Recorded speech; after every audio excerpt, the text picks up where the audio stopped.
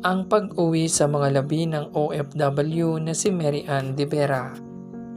Aminado na nahaharap sa ilang hamon ang pamahalaan sa pagpapauwi sa bansa ng labi ng overseas Filipino worker na si Mary Ann de Vera na nasawi sa Tel Aviv, Israel matapos ang pag-atake ng Iran.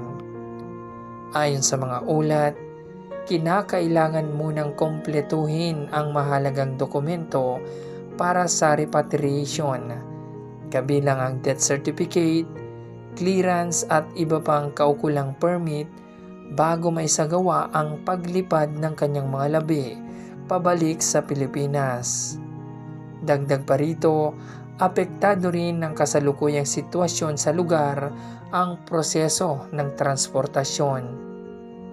Nakikipag-ugnayan na ang Department of Migrant Worker at ang Philippine Embassy in Tel Aviv sa pamilya ni de Vera upang mapabilis ang kinakailangang proseso. Mayroon ding koordinasyon sa iba pang ahensya upang matiyak ang maayos, ligtas at agarang pagpapauwi ng kanyang labi.